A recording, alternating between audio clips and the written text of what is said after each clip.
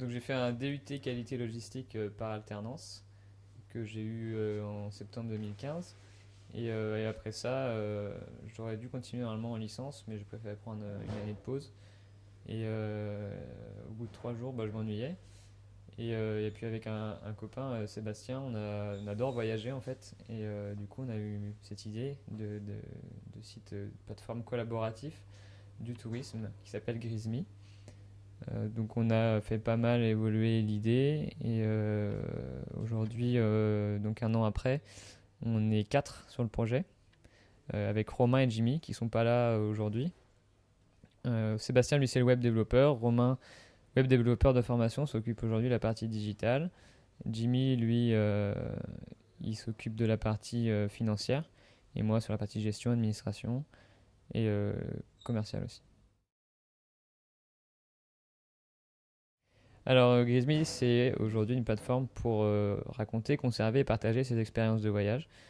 On est parti du constat en fait que quand tu voyages, bah, il y a tout ce qu'il faut pour préparer à l'avance. Il y a énormément de solutions, mais qu'une fois que tu reviens, eh bien, il n'y a plus grand monde qui te permette de conserver en tout cas ce que tu as fait. Tu as la possibilité de garder tes photos, c'est bien, mais c'est pas forcément ce qui va te permettre de te rappeler que c'était dans tel endroit ou telle rue.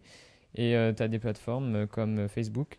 Là, ça te permet de partager sur l'instantané, c'est vrai, mais quand tu veux retrouver ce que tu as fait un an plus tard, bah, c'est compliqué de revenir dessus. Ou alors, tu as encore la solution d'ouvrir un blog. Sauf que bah, ouvrir un blog, c'est pas donné à tout le monde, ça prend du temps, ça demande de la technique, d'avoir aussi du contenu à mettre, et puis d'avoir de l'inspiration. Et donc, nous, on intervient justement à ce niveau-là, un peu comme un blog, sauf que bah, au lieu de mettre 1 heure à écrire un article ou plus, nous, grâce à un formulaire qu'on a mis en place, on te permet d'écrire entre 5 à 10 minutes ce que tu as fait. Et donc, dans une expérience, tu vas pouvoir citer des lieux qui t'ont marqué pendant ton voyage. Et dans ces lieux, tu vas pouvoir ajouter des photos, mettre une catégorie, si c'était plutôt un bar, un restaurant, une balade, un musée, etc. Tu vas pouvoir dire ce que tu as aimé sur place, combien ça t'a coûté, combien de temps ça t'a pris, et conseiller des choses à des visiteurs qui se rendent sur place aussi. Alors, on a deux types de clients. Il y a l'utilisateur final, qui va être le voyageur et ou aussi l'auteur. Puis il y a les entreprises d'un autre côté. Donc, je vais commencer par le voyageur. Lui, bah, il a l'avantage, donc, je le disais, de pouvoir écrire rapidement, conserver rapidement et de pouvoir trouver aussi rapidement l'information. Alors, comme je disais, ça ressemble énormément au blog de voyage, hein, c'est inspiré de ça. Donc, tu vas aller sur le site et tu vas taper la destination que tu souhaites et tu vas pouvoir en fait inspirer des expériences des autres. Donc là, la manière d'un blog. Voilà. Euh, donc la plus-value, l'avantage, c'est de tout trouver au même endroit. Parce que les blogs, bah, souvent, il y en a plusieurs, tu peux en lire plein. Certains ont fait le tour du monde, c'est génial, mais des fois, tu vas pas trouver ta destination, donc tu vas aller sur un autre blog, etc. Là, c'est vraiment centraliser l'information.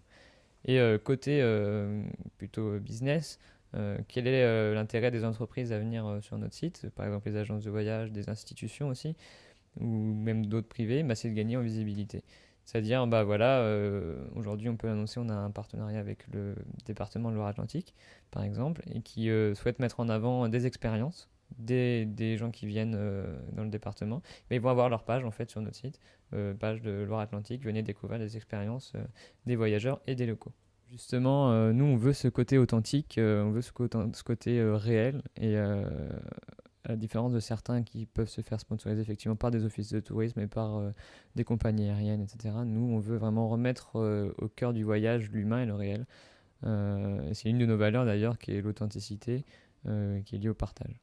Parce qu'on pense avant tout que bah voilà, dans le monde dans lequel on vit aujourd'hui, tout est sponsorisé, tout est commercialisé. Et nous, on veut se démarquer de ça en mettant l'expérience réelle en avant.